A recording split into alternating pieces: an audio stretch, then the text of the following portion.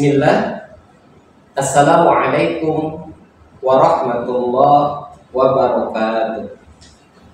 Alhamdulillah wa syukru lillah, wala hawla wala quwwata illa billah. Asyhadu an la ilaha illallah wahdahu la syarikalah, wa asyhadu anna Muhammadan abduhu wa rasuluh la nabiyya ba'da.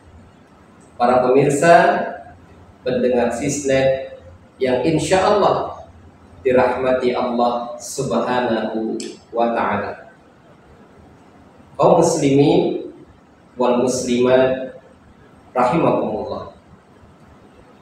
Dikisahkan dari sahabat baginda Rasulullah sallallahu alaihi wasallam bernama Abu Thalhah bin Abi Sufyan. Abu Thalhah ini termasuk ke dalam 10 sahabat yang dijamin masuk surga.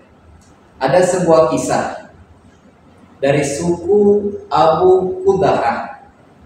Hidup 2 orang muslim yang taat menjalani perintah Allah Subhanahu wa ta'ala. Yang pertama dan yang kedua, mereka ini sama-sama berjihad, berperang di jalan Allah. Sahabat yang pertama tadi mendapatkan syahid, meninggal dunia di medan perang. Sahabat yang kedua, dia kembali dengan membawa kemenangan yang gemilang. Kemudian hidup selama 1 tahun kemudian, baru sahabat yang kedua meninggal dunia. Sahabat yang pertama, dia meninggal di medan perang, mati syahid. Dan sahabat yang kedua meninggal 1 tahun kemudian setelah sahabatnya meninggal syahid. Kemudian Abu Thalhah bin Abi Sufyan bermimpi. Bedanya mimpi para sahabat dengan kita, mimpi Abu Thalhah ini tidak ada satupun penggalan mimpinya itu yang terpotong, semuanya utuh. Ini ciri-ciri mimpi yang sahih, mimpi yang benar.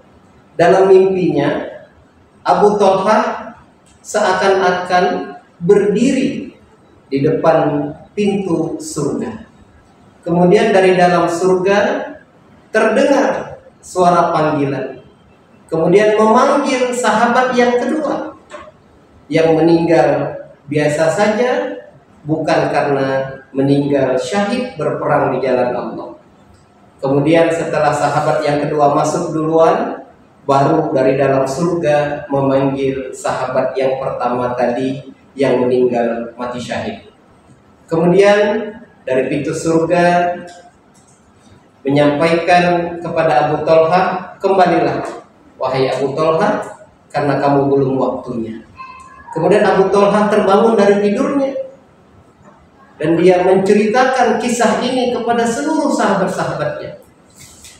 Kenapa diceritakan? Karena Abu Thalhah keheranan, kenapa yang masuk surga duluan justru yang meninggal bukan karena syahid di jalan Allah, namun yang mati syahid masuk surga setelah sahabat yang kedua tadi. Cerita ini menyebar sampailah ke telinga baginda Rasulullah sallallahu alaihi wasallam. Kemudian Rasulullah memanggil Abu Thalhah, wahai Abu Thalhah dan sahabat yang lain, apa yang membuat kalian takjub sampai menceritakan cerita ini?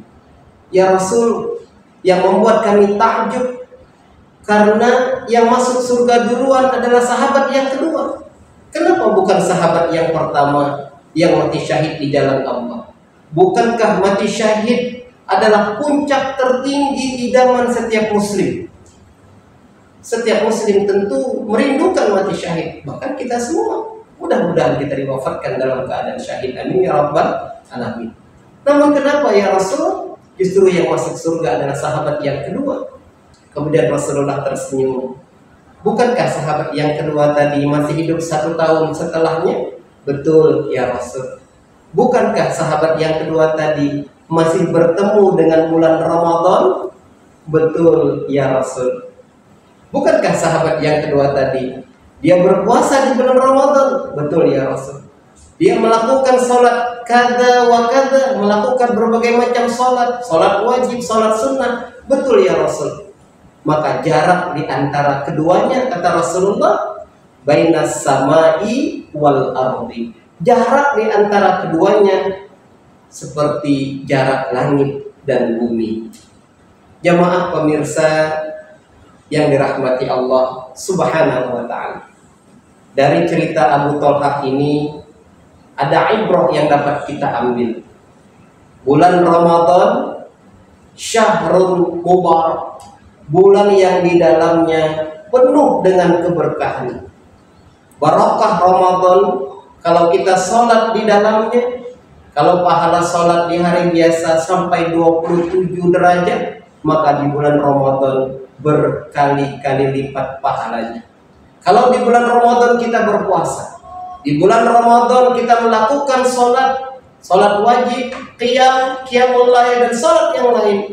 Kita sedekah, kita tilawah, kita membayar zakat, kita berbuat baik, maka insya Allah dengan pahala Ramadan, keberkahan Ramadan, kemuliaan Ramadan, mampu mengalahkan pahala mati syahid. Jamaah yang dirahmati Allah, tidak semua orang bisa berjumpa dengan Ramadan, dan tidak semua orang yang berjumpa Ramadan bisa memaksimalkan ibadahnya di bulan Ramadan. Kalau kita masih diberi kesempatan Allah bertemu Ramadan, mari kita maksimalkan, kita optimalkan, dan jadikan Ramadan tahun ini adalah Ramadan terbaik kita, insya Allah.